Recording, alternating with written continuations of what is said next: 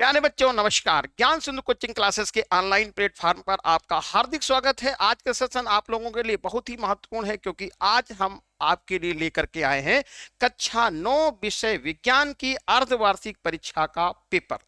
तो बस आपको क्या करना है, हमारे साथ लोगों को जोड़ते हुए अपने यार दोस्तों को बुलाते हुए आइए और साथ में इस पेपर को पूरा हल कीजिएगा। अब देखिए, ज्यादा समय आपका वेस्ट ना करते हुए, निर्देश तो आपको सबको पता ही है कैसे क्या करना है। सीधे आते हैं पहले प्रश्न पर और इसका आंसर आपको देना है हमारे साथ, लेकिन जल्दबाजी कुछ नहीं करना है। बस आराम से क्वेश्चन को देखिए और उसका आंसर आप कमेंट बॉक्स में दीजिए। तो पहला क्वेश्चन आपके स्क्रीन पे, और क्या है क्वेश्चन, सदिश राशि कौन है। तो देखिए, आपने पढ़ी है बेसिकली दो प्रकार की राशियां, सदिश और अदिश राशियां। ठीक है, तो सदिश राशियां वे होती हैं जिनको व्यक्त करने के लिए, प्रदर्शित करने के लिए, निरूपित करने के लिए परिमाण के साथ साथ दिशा की भी आवश्यकता होती है, सदिश राशियां कहलाती हैं। ठीक है, और अदिश राशियां वे होती हैं जिनको प्रदर्शित करने के लिए या निरूपित करने के लिए केवल परिमाण ही काफी होता है, क्या कहलाती हैं, अदिश राशियां कहलाती हैं। तो ये दो प्रकार की राशियां आपने पढ़ी। अब इसमें बताना है कौन सी राशि सदिश है, कार्य, दाब, बल और सामर्थ्य। तो ध्यान रखना है, कार्य यहां पर अदिश राशि है, दाब भी अदिश राशि है, सामर्थ्य भी अदिश राशि है, लेकिन ऑप्शन नंबर सी जो दिया गया है बल, बल है सदिश राशि। कैसी राशि है ये, सदिश। तो यहां से ऑप्शन नंबर जो सी है वो हमारा करेक्ट आंसर है, सदिश। कैसी राशि है, सदिश राशि। अब अगला जो क्वेश्चन है, घर्षण हमारे लिए क्या है। तो घर्षण क्या होता, बल है। अब घर्षण बल क्या है, देखिए, यदि कोई वस्तु गति करती है तो गति के विपरीत दिशा में जो बल लगता है उसे कहते हैं घर्षण बल। ठीक है, जैसे आप जा रहे हो, जैसे किसी मान लीजिए हम इसको ऐसे खिसका रहे हैं इधर की तरफ, ठीक है, तो घर्षण इसकी क्या लगेगा, इस पॉइंटर के पीछे गति के विपरीत लगेगा। तो यही रोल प्ले करता है, घर्षण सदैव गति के विपरीत दिशा में लगता है। ठीक है, अब यहां पूछा क्या गया, घर्षण हमारे लिए के लाभदायक है कि हानिकारक है। अब एक दिमाग में बात चलेगी, जब ये गति के विपरीत दिशा में लगेगा तो हानिकारक हो सकता है। तो ये बात बिल्कुल सही, हानिकारक हो सकता है। लेकिन ये आप लोगों को या सबको पता है भैया, हर एक चीज से कुछ न कुछ लाभ और कुछ न कुछ हानि होती है। ठीक है, अब कुछ चीजों से ज्यादा लाभ होता है, कुछ से कम लाभ होता है। तो ऐसा नहीं कि कोई वस्तु हो उससे कुछ लाभ हो, सब लाभ है लाभ हो और कोई हानि ना हो। तो ध्यान रखना है, घर्षण जो बल है इससे लाभ भी है और हानि भी है। लाभ क्या है, जैसे आप क्यों जो है सर पढ़ाते हैं ब्लैक बोर्ड पे चाक से लिखते हैं, तो घर्षण की वजह से वो चाक इस पे चलती है। ठीक है, आपको इसमें दिखता है चाक टूट टूट के उस पे चिपक जाती है। यदि घर्षण ना हो तो वो चाक से ब्लैक बोर्ड पे लिखना संभव नहीं है। जो आप कॉपी पे लिखते हैं, वो कलम से लिखते, कॉपी पर लिखते हैं, तो वो घर्षण बल की वजह से आगे का जो पॉइंट होता है वो रोटेट होता है और वो लिखती है, कलम से लिखा जाता है। ठीक है, तो ध्यान रखना है, घर्षण बल फिर किसके लिए, जैसे बात करें लिखने में तो घर्षण बल उपयोगी है, चलने में भी घर्षण बल उपयोगी है। यदि घर्षण बल नहीं है तो कम हो जाएगा तो तुरंत फिसल जाएंगे। जैसे मान लीजिए फर्श पर पानी गिर गया होगा और ध्यान नहीं देंगे तो आप गिर सकते हैं। तो वही रोल यहाँ प्ले करता है कि घर्षण हानिकारक भी है और लाभदायक भी है, इसलिए करेक्ट आंसर होगा ऑप्शन नंबर सी, ए और बी दोनों। चलिए आगे बढ़ते हैं। सार्वत्रिक गुरुत्वाकर्षण का मात्रक क्या है, मात्रक बताना है तो क्या लिखेंगे, मात्रक भैया क्या होता है। इसका मात्रक देखिए हम यहां से निकाल लेते हैं, फार्मूला हम यहां पर लिख देते हैं, F is equal to capital G m1 m2 upon r square.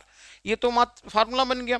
यहां पर F क्या है, ये सार्वत्रिक गुरुत्वाकर्षण बल है, F क्या है, सार्वत्रिक गुरुत्वाकर्षण नियतांक है, M क्या है, द्रव्यमान है, M2 क्या है, द्रव्यमान है, R क्या है, दूरी है, तो सबको पता है।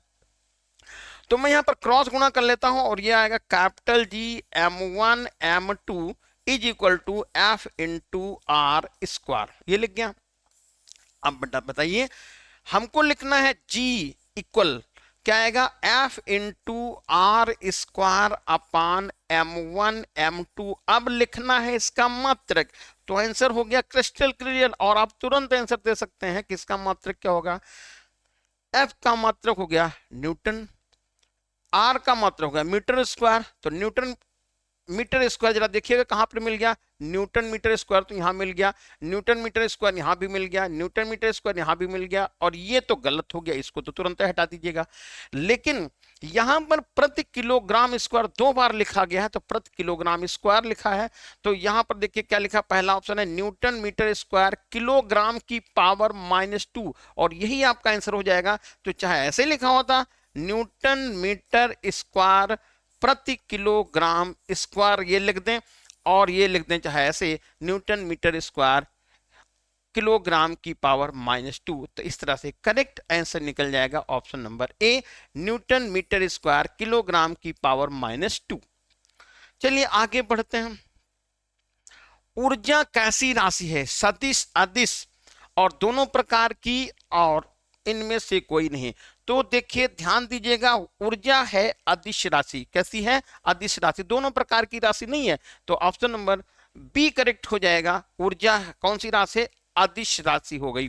ठीक है, अब आता है क्वेश्चन नंबर 5, वाट सेकंड मात्रक क्या होता है। वाट सेकंड किसका मात्रक है, फार्मूला पढ़ते हैं P = W/T।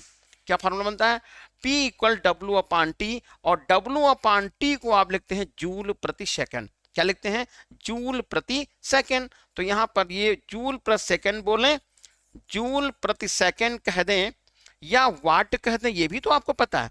तो यहां पर कहा गया है वाट सेकंड, तो आप क्रॉस गुणा कर दीजिएगा, तो P × T = W। अब यहां पर क्या बोलेंगे बेटा, ये वाट बोलेंगे, ये क्या बोलेंगे, सेकंड बोलेंगे, और ये हो जाएगा W। हो गया आंसर। तो क्या लिखा जाएगा, वाट सेकंड का जो मात्रक है वो हो जाएगा क्या, वाट सेकंड का मात्रक होगा कार्य का, यानी ऊर्जा का। तो बल गलत हो गया, सामर्थ्य भी गलत हो गया, ऊर्जा का सही है। ठीक है, ऊर्जा या कार्य एक ही बात है, क्योंकि दोनों के मात्रक सेम होते हैं। आगे देखिए क्या, हर्ट्ज का मात्रक है। हर्ट्ज किसका मात्रक, यहां पर थोड़ा सा प्रिंट उसमें टाइपिंग में मिस्टेक है। हर्ट्ज किसका मात्रक है, किसका मात्रक है। ठीक है, हर्ट्ज किसका मात्रक है, तो ऑप्शन दिया ऊर्जा का, वैद्युत क्षेत्र की तीव्रता का, आवृत्ति का, तरंग दैर्ध्य। तो ऊर्जा का मात्रक अभी आया जूल। ठीक है, ऊर्जा का मात्रक क्या होता है, जूल होता है। कहीं भी जूल लिखा हो तो मात्रक किसका हो, ऊर्जा। वो चाहे गति ऊर्जा हो, चाहे स्थिति ऊर्जा हो, चाहे कार्य हो, इन सब का मात्रक क्या आता है, जूल होता है। तो ये हो गया वैद्युत क्षेत्र की तीव्रता। ये अभी आपने पढ़ा नहीं है, लेकिन फिर भी इसको आप ध्यान रखिएगा। वैद्युत क्षेत्र की तीव्रता होता है फॉर्मूला E = F/Q। F यहां पर क्या बल है, और Q क्या है, आवेश है। ठीक है, तो वैद्युत क्षेत्र की तीव्रता का मात्रक हो गया न्यूटन प्रति कूलाम। क्या हो गया बेटा, न्यूटन प्रति कूलाम, ये बना न्यूटन प्रति कूलाम। तो इसका भी खेल खत्म हो गया। आवृत्ति का, हर्ट्ज मात्रक है आवृत्ति का। ठीक है, हर्ट्ज किसका मात्रक है, आवृत्ति का, और ये ऑप्शन नंबर सी करेक्ट हो जाएगा। और तरंग दैर्ध्य का मात्रक होता है मीटर, सेंटीमीटर या मिलीमीटर। ठीक है, और तरंग दैर्ध्य होती क्या है, एक तरंग द्वारा एक कंपन में चली गई दूरी क्या कहलाती है, तरंग दैर्ध्य कहलाती है। ठीक है, तो इस तरह से हमारा करेक्ट आंसर हो जाएगा ऑप्शन नंबर सी। अब अगला क्वेश्चन आता है, किसी माध्यम में तरंगें उत्पन्न हो सकती हैं केवल अनुदैर्ध्य, केवल अनुप्रस्थ, और अनुप्रस्थ और अनुदैर्ध्य दोनों, और इनमें से कोई नहीं। तो देखिए ध्यान दीजिएगा, यहां ये माध्यम नहीं बताया गया माध्यम ठोस है कि द्रव है कि गैस है। ठीक है, थोड़ा सस्पेंशन में डाल दिया है। तो याद रखना है केवल गैसीय माध्यम में जो तरंगें उत्पन्न होती हैं अनुदैर्ध्य तरंगें होती है। तो गैसीय माध्यम में कौन सी तरंगें उत्पन्न होती है, अनुदैर्ध्य तरंगें होती है। ठीक है, तो ध्यान रखना है, कहीं आपसे ऐसा पूछ लिया जाए गैसीय माध्यम में कौन सी तरंगें उत्पन्न होती, तो आप बोलेंगे कौन सी, अनुदैर्ध्य तरंगें उत्पन्न होती गैसीय माध्यम में। लेकिन यदि और माध्यम है, द्रव की सतह पर बोलें, ठीक है, या हम लोहे में बोल रहे हैं, ठोस में बोले, तो वहां पर तरंगें होती है, अनुप्रस्थ तरंगें उत्पन्न होती है। तो यहां ये नहीं कहा गया कि माध्यम कैसा है, गैसीय है, ठोस है कि द्रव है। तो हमारा यहाँ ऑप्शन जो आंसर चला जाएगा दोनों में अनुदैर्ध्य और अनुप्रस्थ, ठीक है। तो गैसीय माध्यम में केवल अनुदैर्ध्य तरंगे याद रखना है, और कोई माध्यम की बात करेंगे तो माध्यम क्लियर नहीं बताया गया है कि कौन सा माध्यम है, ठोस है, द्रव है कि गैस है। तो इस यहां पर हम कह सकते हैं ऑप्शन नंबर सी, अनुदैर्ध्य और अनुप्रस्थ दोनों प्रकार की तरंगे। तो ये हो गए क्वेश्चन 7 जो फिजिक्स से संबंधित थे। अब आते हैं क्वेश्चन नंबर 8 में, जो कि शुरुआत करते हैं यहां से, और ये संबंधित है केमिस्ट्री से। अब क्वेश्चन नंबर 8 क्या कहा है जरा देखिएगा भाई। किसी गैस को द्रवित करने के लिए क्या जरूरी है? उच्च ताप दाब, यानी उच्च ताप एवं दाब, उच्च ताप हो और उच्च दाब भी हो, गलत हो गया। और दूसरा है ऑप्शन नंबर बी, निम्न ताप और निम्न दाब। और तीसरा ऑप्शन है निम्न ताप और उच्च दाब, बदल दिया, उच्च ताप और निम्न दाब ये बदल दिया। तो ध्यान रखना है आपको कि किसी गैस को द्रवित करने के लिए क्या जरूरी है। तो गैस को द्रवित करने के लिए निम्न ताप और निम्न दाब की जरूरत है, ठीक है। तो निम्न ताप और निम्न दाब ऑप्शन नंबर बी यहां पर करेक्ट हो जाएगा। और एक चीज जानकारी के लिए आपको बता दें कि गैसों को द्रवित करने के लिए उसको क्रांतिक ताप पर क्या करना पड़ता है, रखना पड़ता है। क्रांतिक ताप के ऊपर यदि गैस को कितना भी हम दाब डाल के द्रवित करना चाहें तो द्रवित नहीं होगी।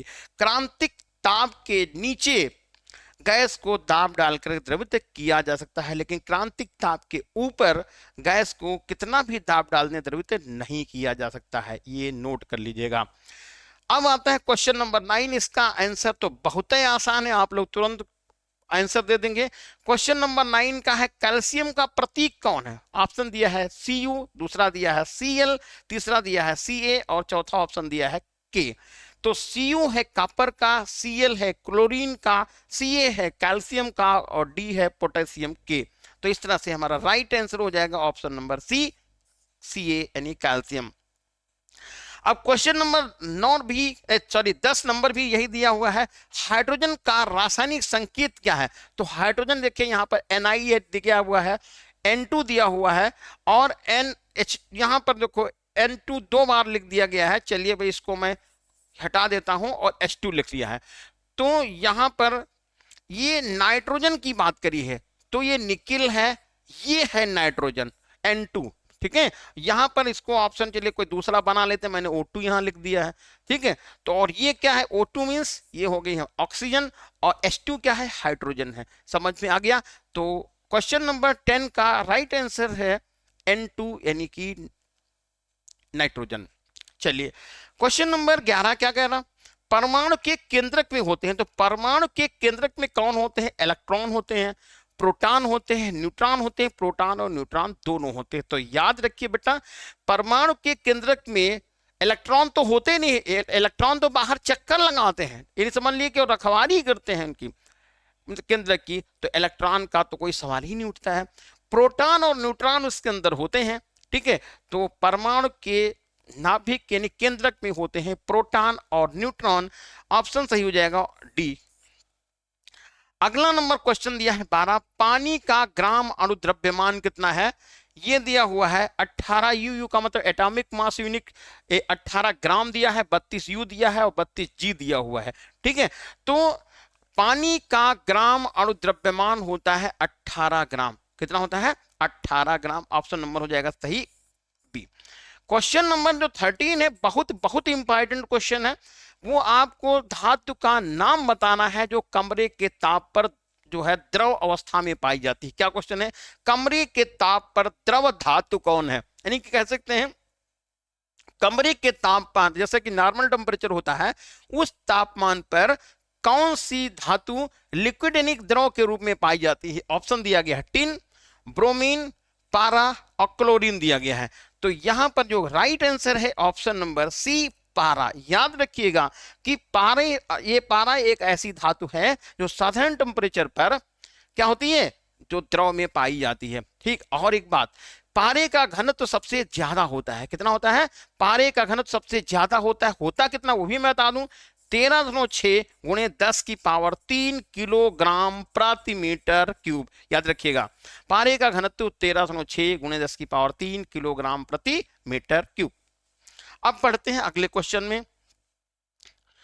क्वेश्चन नंबर 14 कह रहे हैं लाल रक्त कणिकाओं का निर्माण। हाँ देखिए, यहां से देखिए ये आपके क्वेश्चन जो थे वो केमिस्ट्री के भाई फिनिश हो गए। अब एंट्री मारते हैं कहां पर, जीव विज्ञान में। तो पहला क्वेश्चन यहां पर आता है, लाल रक्त कणिकाओं का निर्माण कहां होता है? फेफड़े में, हृदय में, अस्थि मज्जा में और गुर्दे में। तो देखिए भैया, रक्त कणिकाओं का वो लाल रक्त कणिकाएं हो चाहे श्वेत रक्त कणिकाएं हो, उनका निर्माण फेफड़े में होता ही नहीं है, हृदय में भी नहीं होता है, गुर्दे में भी नहीं होता है। ये सब जो फेफड़ा है वो तो जो श्वसन में है सहायक, ठीक है, और यहाँ पर गुर्दे में ये तो फिल्टर करने का काम आता करता है। अस्थि मज्जा, तो यहां पर ऑप्शन नंबर सी करेक्ट हो जाएगा। लाल रक्त कणिकाओं का जो निर्माण होता है अस्थि मज्जा में होता है, ऑप्शन नंबर सी। अब अगला क्वेश्चन देखिए क्या है, श्वेत कोशिकाओं में संबंध इसमें पाए जाते हैं। तो श्वेत कोशिकाओं का संबंध किससे होता है? तो श्वेत कोशिकाएं जो होती है हमारे शरीर की में रोग प्रतिरोधक क्षमता को बढ़ाती हैं, यानी कि ये रोगों से लड़ने की क्षमता प्रदान करती हैं। तो यहां पर ऑप्शन सही हो जाएगा ए, एंटीबॉडी के रूप में। अगला क्वेश्चन देखते हैं। अभिकथन ये दिया है, उपकला ऊतक कैसकर पैक होते हैं और एक सूचनात्मक आवरण बनाते हैं, सुरक्षात्मक आवरण बनाते हैं। कारण दिया है, उपकला ऊतक में उपस्थित कोशिकाओं को प्रतिनियमन करने के लिए कोशिका विभाजन की दर उच्च होती है। अब इसमें यह कहा गया कि ऑप्शन कौन सा सही है भैया? Option A, option B, option C, फिर ऑप्शन डी सही है। तो ए और आर दोनों सही हैं, क्योंकि आर ए का सही स्पष्टीकरण है। तो ये उपकला ऊतक कसकर पैक होते हैं और एक सुरक्षात्मक आवरण बनाते हैं, ये बात सही है, ठीक है। उपकला ऊतक में अपनी उपस्थित कोशिकाओं के प्रतिनियमन करने के लिए कोशिका विभाजन की दर क्या होती है? हाईएस्ट होती है, उच्च होती है। तो इस तरह से ये भी आपका ऑप्शन इसका स्पष्टीकरण है। तो इसलिए यहां पर राइट आंसर हो जाएगा ऑप्शन नंबर ए। अब अगला क्वेश्चन देखिए क्या है, जंत कोशिका निम्नलिखित द्वारा किस सीमित होती है? तो जंतु कोशिका निम्नलिखित के द्वारा सीमित होती है। प्लाज्मा झिल्ली बताया है, सेल मेम्ब्रेन होता है, सेल वाल है, वैक्यूलर मेम्ब्रेन है। तो ऑप्शन इसमें से कौन सा सही हो जाएगा? क्वेश्चन नंबर 17 का जरा आप लोग आंसर बताइए भैया, कौन सा सही है? तो इसका राइट आंसर आएगा प्लाज्मा झिल्ली, ऑप्शन नंबर ए। तो इसका राइट आंसर लिखिएगा प्लाज्मा झिल्ली, ऑप्शन नंबर ए। अगला जो क्वेश्चन बहुत इंपॉर्टेंट है और बहुत आसान भी है, कौन सा देखिए,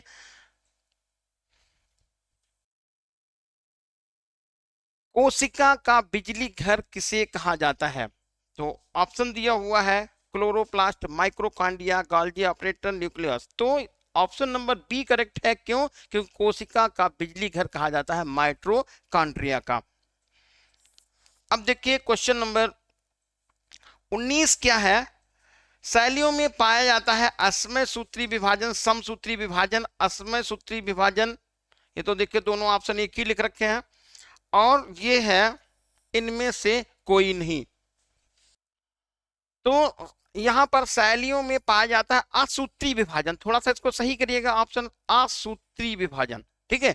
तो करेक्ट आंसर हो जाएगा ऑप्शन नंबर ए, और इसको आप ऐसे लिखा रहने दीजिएगा। तो ये कौन सा सही हो जाएगा? असूत्री विभाजन, ऑप्शन नंबर बी होगा। फर्स्ट लास्ट क्वेश्चन बच रहा है, ऑप्शन नंबर क्वेश्चन नंबर 20, कौन सी मछली जल को महत्व नहीं देती है? इस क्वेश्चन में थोड़ा सा भाई टाइपिंग मिस्टेक है। ये क्वेश्चन ये बनता है कि कौन सी मछली मीठे जल में नहीं पाई जाती है, उसको महत्व नहीं देती है। कौन सी मछली मीठे जल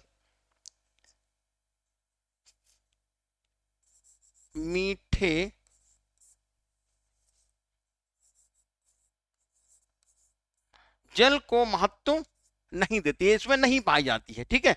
तो कौन सी मछली मीठे जल को महत्व नहीं देती है? ऑप्शन इसमें दिया गया है हिस्लाट, कतला और रेहू और स्टील का। तो यहाँ पर जिसका जो करेक्ट आंसर होगा ऑप्शन नंबर ए सही हो जाएगा, हिल्सा। तो ये हो गए आपके 20 क्वेश्चन। कितने सही कितने गलत जरा कमेंट बॉक्स में आप लोग लिख दीजिएगा, एक बार हमको भी संतुष्टि मिल जाए कि कितना आपका भैया सही हो गया है।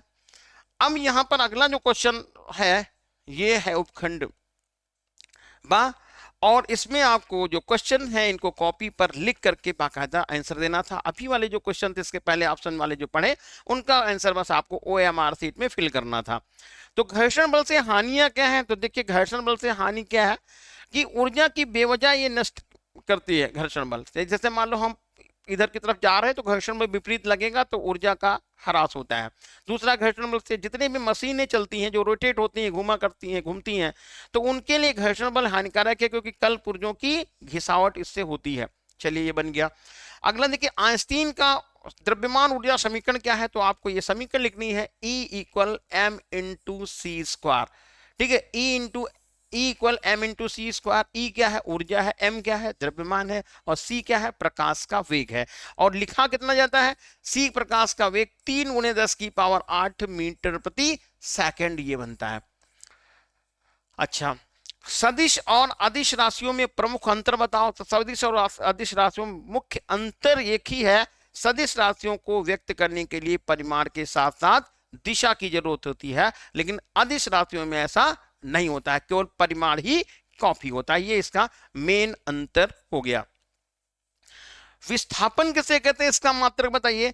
तो किसी वस्तु का किसी निश्चित दिशा में परिवर्तन ही क्या कहलाता है, विस्थापन कहलाता है। जैसे मान लीजिए यहां पर वो कोई वस्तु रख दें, इसका इस डायरेक्शन में क्या कर दें, परिवर्तन कर दें, तो क्या कहलाता है, विस्थापन कहलाता है। तो क्या बोलेंगे, किसी वस्तु का निश्चित दिशा में परिवर्तन ही विस्थापन कहलाता है। और इसका जो मात्रक की बात करें तो मीटर, सेंटीमीटर, मिलीमीटर, किलोमीटर, कुछ भी आप बोल सकते हैं। ठीक है, दूरी का जो भी मात्रक होगा वही इसका मात्रक लिखा जाएगा। अब ये विस्थापन कैसी राशि है, विस्थापन सदिश राशि है, क्योंकि मैंने पहले ही बता दिया कैसी बेटा कि निश्चित दिशा की बात करिए, निश्चित दिशा, निश्चित दिशा। अब अगला क्वेश्चन आता है थर्ड का फर्स्ट नंबर, जड़त्व कितने प्रकार का होता है, इसके नाम बताइए। तो देखिए जड़त्व 2 प्रकार का होता है, विराम का जड़त्व और गति का जड़त्व। क्या होता है, विराम का जड़त्व और गति का जड़त्व। विराम का जड़त्व क्या है, यदि कोई वस्तु रुकी है तो वो रुकी ही रहना चाहती है, इस गुण को विराम का जड़त्व कहते हैं। कि यदि कोई वस्तु गतिमान है तो गतिमान ही रहना चाहती है, इस गुण को क्या कहते हैं, गति का जड़त्व। अब अगला क्वेश्चन आता है विद्युत चुंबकीय बल से आप क्या समझते हैं। तो चुंबक द्वारा किसी लोहे या लोहे से बनी वस्तुओं पर लगाया गया बल क्या कहलाता है, चुंबकीय बल कहलाता है। ठीक है, या हम ऐसे बोले चुंबक द्वारा किसी वस्तु पर लगाया गया बल क्या कहलाता है, चुंबकीय बल कहलाता है। ठीक है, अब अगला क्वेश्चन क्या है, ऊर्जा संरक्षण का नियम क्या है, इसका नियम लिखिए। तो ऊर्जा संरक्षण का नियम क्या है, ऊर्जा को एक रूप से दूसरे रूप में परिवर्तित किया जा सकता है, न तो उसको उत्पन्न किया जा सकता है, न तो उसको नष्ट किया जा सकता है। ठीक है, यही ऊर्जा संरक्षण का नियम है। ठीक है, और इसके संरक्षण के नियम में गतिक नियम और स्थिति ऊर्जा में संबंध बताइए। तो गति ऊर्जा को स्थिति ऊर्जा में और स्थिति ऊर्जा को गति ऊर्जा में परिवर्तित किया जा सकता है। कैसे, जैसे हम ऊपर कोई ये वस्तु ऐसे रखिए, इसको नीचे की तरफ ड्रॉप कर दे, छोड़ दें, ऊंचाई पर ये वस्तु है तो इसमें कौन सी ऊर्जा है, स्थिति ऊर्जा है। जैसे जैसे नीचे की तरफ जाएगी तो इसकी कौन सी ऊर्जा बढ़ती चली जाएगी, गति ऊर्जा इसकी बढ़ती चली जाएगी, और स्थिति ऊर्जा लगातार घटती चली जाएगी। तो इस कंडीशन में यहाँ पर गति ऊर्जा का मान बढ़ेगा और स्थिति ऊर्जा का मान घटेगा। जैसे अब वस्तु को नीचे से आप ऊपर की तरफ फेंक दीजिएगा, तो नीचे से यदि वस्तु को ऊपर की तरफ फेंकेंगे तो इसकी गति ऊर्जा लगातार घटेगी, स्थिति ऊर्जा लगातार बढ़ेगी। ठीक, जब इसकी पूरी की पूरी गति ऊर्जा स्थिति ऊर्जा में कन्वर्ट हो जाएगी, परिवर्तित हो जाएगी, रूपांतरित हो जाएगी, तो वस्तु फिर उसके ऊपर नहीं जाएगी बल्कि वहीं से ये रिटर्न होना शुरू हो जाएगी। ठीक, तो ये हो गया। अब देखिए यहां पर क्वेश्चन नंबर 4 का फर्स्ट पार्ट दिया है, 1 किलोग्राम के द्रव्यमान के एक पत्थर को 20 मीटर प्रति सेकंड के स्क्वायर लिखा हुआ, 20 मीटर प्रति सेकंड के वेग से सीधा ऊपर की तरफ फेंका जाता है। 50 मीटर ऊंचाई तक जाने के बाद वो रुक जाता है। पत्थर पर किया गया कार्य और पत्थर के बीच क्रियात्मक बल की गणना कितनी है वो करना है। ठीक है, तो 1 किलोग्राम का पत्थर है, 20 मीटर प्रति सेकंड के वेग से फेंक दिया गया है। तो 50 मीटर की ऊंचाई तक जाने के बाद वो क्या हो जाता है, रुक जाता है। पत्थर पर किया गया कार्य कितना है। तो देखिए यहां पर फिलहाल 50 मीटर का कोई रोल मत बनाइए, या बनाइए तो ऐसे भी बना सकते हैं। देखिए इस सवाल को दो तरह से लगा सकते हैं। कैसे कि जब इसको हमने फेंका था तो कितना द्रव्यमान था, 1 किलोग्राम द्रव्यमान का पत्थर मैंने किधर फेंका, ऊपर की तरफ। तो कितनी गति ऊर्जा देकर इसको मैंने फेंका ऊपर की तरफ, तो कहेंगे सर हाफ mv² इसकी मैंने गति ऊर्जा थी। फेंकते समय गति ऊर्जा कितनी हो जाएगी, गतिज ऊर्जा फार्मूला बनता है हाफ mv², 1/2 mv²। 1/2 लिख लीजिएगा। m कितना आएगा, 1 हो जाएगा। और वेग कितना है, 20 है, तो 20 × 20 कर दीजिएगा। यहां से हटा दीजिएगा, कितना हो ये 10। तो 200 जूल इसके पास ऊर्जा है। ठीक है, तो सीधा ऊपर की तरफ फेंका गया तो रुक जा, पत्थर पर कितना कार्य किया गया, तो कितना कार्य किया गया, 200 जूल इसके पास ऊर्जा है, उतना कार्य किया गया। समझ बात आई।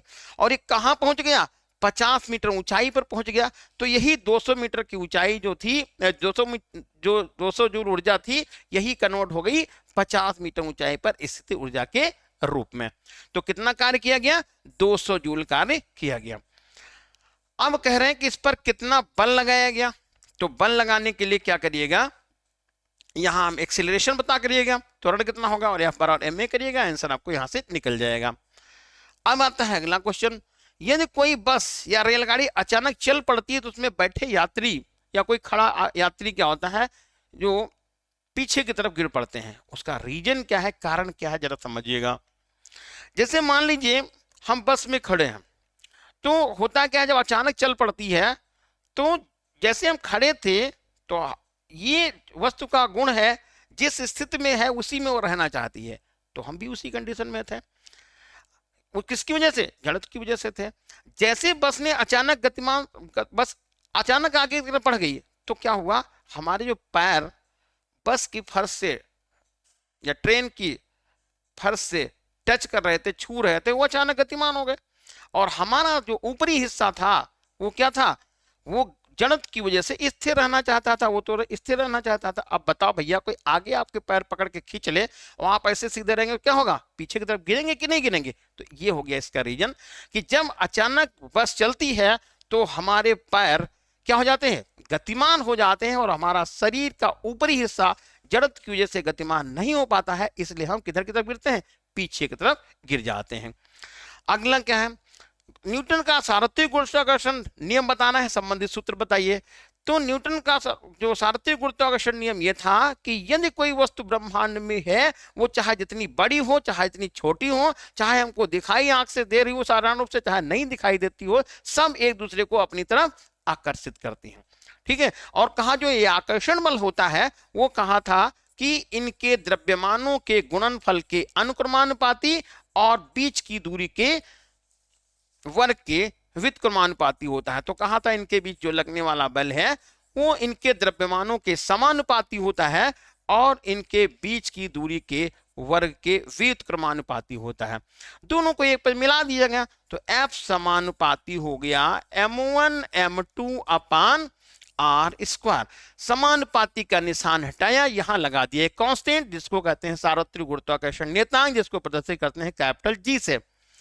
और ये हो जाएगा m1 m2 अपान r²। और ये बन गया सूत्र कौन सा, F equal to capital G m1 m2 upon r²। अब अगला क्वेश्चन क्या है, किसी पिंड की गति ऊर्जा को 16 गुना बढ़ा दिया जाए तो उसका संवेग कितने गुना बढ़ेगा। तो देखिए क्या कहा यहां पर, गति ऊर्जा को 16 गुना बढ़ाया गया। तो गति ऊर्जा को हम मान लें, गति ऊर्जा कितनी है, k है, और यहां पर गति ऊर्जा कितनी मान लें आप, गतिज ऊर्जा k लिख लिया। और गति ऊर्जा को बढ़ा के कितना किया गया, 16 गुना कर दिया गया। तो ये सेकंड टर्म की गति ऊर्जा लिख लेते हैं, या इसको हम ऐसे लिख लें, गतिज ऊर्जा कितनी लिखी, गति ऊर्जा बताई k है, और बढ़ाने के बाद गति ऊर्जा हो गई, बढ़ाने के बाद गतिज ऊर्जा कितने गुना हो गई, 16 गुना बढ़ाया, 16 के कर दिया। तो इसका संवेग कितने गुना बढ़ जाएगा ये आपको बताना है।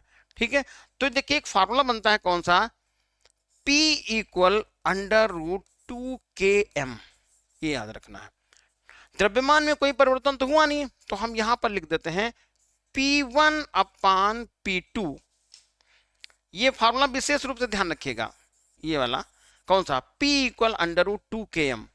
तो P1 अपान P2 equal under root 2k1 लिख लीजिए यहां पर, इसको मैं यहां पर k1 लिख देता हूं, इसको k2 लिख देता हूं। अब ठीक है, तो ये यहां पे k2 लिख दीजिएगा, गतिज ऊर्जा k2 को लिखेंगे 16k लिख लिया। ठीक है, k1 को आपने k लिख लिया, k2 को कितना लिख लिया, 16k लिख दिया।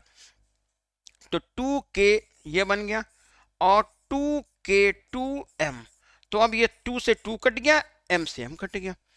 तो P1 अपान P2 इक्वल ये आ जाएगा अंडर रूट k लिख लीजिएगा, और यहां पर कितना लिखिएगा, k1 का मान k है और k2 का मान कितना है, 16k है, तो 16k लिख लीजिएगा। अब k से k हटा दीजिएगा, तो P1 अपान P2, P1 अपान P2 ये हो जाएगा 1/16, वो भी अंडर रूट में, तो अंडर रूट निकालेंगे तो 4 हो जाएगा, तो P2 का मान हो जाएगा 4P1। ठीक है, P2 का मान कितना हो जाएगा, 4P1। अब यहां पर जो कहा गया कितने गुना बढ़ जाएगा, तो कितने गुना बढ़ जाने का मतलब नहीं, बढ़ा कितना, बढ़ा तो 3 गुना। क्यों पहले कितना था, k था, अब 4k हो गया, तो कितना बढ़ा, एकदम पहले में से पहले वाले को घटा दें तो कितना हो जाएगा, ये पहले का संवेग कितना था, पहले संवेग तो था आपका k, अब कितना निकल गया, ये k1 का मान k था, अब k2 का निकल गया, P1 का मान कितना था, पहले P1 का मान तो P था, अब P2 का मान कितना हो गया, यहां पर 4P हो गया, 4P हो गया। ठीक, तो अब यहां पर कितना हो गया, 4 गुना हो गया, 4 गुना हो गया, लेकिन ये नहीं पूछा गया कितने गुना बढ़ेगा, तो कितने गुना बढ़ गया, 3 गुना बढ़ गया, क्योंकि परिवर्तन कितने का हो गया, डेल्टा, यहाँ P की बात करें तो डेल्टा P कितना हो जाएगा, 4P में से घटा देंगे P कितना हो जाएगा, 3P, तो कितने गुना बढ़ गया, 3 गुना बढ़ जाएगा। समझ में आ गया। चलिए आगे क्या है, अगले देखिए, ये केमिस्ट्री के क्वेश्चन देखिएगा, तरल द्रव्यमान क्या है, इसको आप आराम से लिख लीजिएगा, कोई दिक्कत नहीं आएगी। और फिर है पदार्थ के कणों की क्या विशेषताएं हैं, पदार्थ के कणों की विशेषताएं सबको पता है भैया, पदार्थ क्या है, तो इनके बीच में खाली स्थान होता है, इनके बीच आकर्षण बल होता है। ठीक है, इसको हम जो है अंतराणविक बल कहते हैं। तो ये हो जाएगा, समस्थानिकों को आंख द्वारा देखा क्यों नहीं जा सकता है, क्योंकि समस्थानिकों का आकार बहुत ही छोटा होता है, 10⁻⁻10 मीटर के बराबर होता है, इसको हम देख नहीं सकते हैं। ठीक है, फिर डाल्टन के परमाणु की सीमाएं क्या है, इसको आपको लिख देना है। फिर क्वेश्चन नंबर 7 बनता है, रासायनिक अनुपात का नियम क्या है, तो ये बिल्कुल बात एकदम सही है कि पदार्थों का जो निर्माण होता है, तत्वों का जो निर्माण होता है, एक निश्चित अनुपात के पदार्थों के मिलने से होता है। ठीक है, उनका अनुपात क्या होता है, एक निश्चित होता है, इससे स्थिर अनुपात का नियम कहा जाता है। फिर कोलाइड विलयन के 2 लक्षण लिखने हैं। कब का भीतरी सतह में गर्म दूध या चाय को जल्दी ठंडी क्यों हो जाती है, ये इन्होंने बताया कि कब को में यदि हम दूध या गर्म चाय डालते हैं तो उसकी भीतरी सतह जो है गर्म दूध या चाय को ठंडी क्यों कर देती है, भीतरी सतह। ठीक है, तो ये आपको बता देना है। फिर परमाणु संख्या क्या है, परमाणु द्रव्यमान क्या है, समस्थानिक क्या है, ये आपको बताना है। फिर पादप कोशिकाओं और जंतु कोशिकाओं के का तुलना करनी है कि पादप कोशिकाओं और जंतु कोशिकाओं में की कंपैरिजन क्या करना है, इसको लिखना है आपको। फिर पौधों में विभिन्न प्रकार के ऊतकों का किस प्रकार वर्गीकरण किया गया है, इसको आपको लिखना है। फिर पादप कोशिकाओं के लिए विशेषीकृत संरचनात्मक विशेषता क्या है, उसके विषय में लिखना है। और खाद की परिभाषा क्या लिखने, खाद के विषय में सबको पता, आराम से लिख जाएगा। विभिन्न खाद के कौन कौन से नाम है वो मिट्टी को किस प्रकार प्रभावित करते हैं, इसको भी आपको लिखना है। और फिर लास्ट क्वेश्चन आपका बनता है तकनीकी कोशिकाओं का संक्षिप्त वर्णन कीजिएगा। तो इस तरह से ये पूरा का पूरा पेपर आप भैया आराम से इसको स्क्रीनशॉट लेना चाहे तो स्क्रीनशॉट लेकर के पूरा का पूरा पेपर तैयार जरूर करिएगा। बहुत बहुत इंपॉर्टेंट प्रश्न इसमें से रखे गए हैं, इनको आप पूरा अच्छे ढंग से तैयार करिएगा। और अब फिर अगले सेशन में मिलते हैं अगले पेपर के साथ में, तब तक के लिए जय हिंद।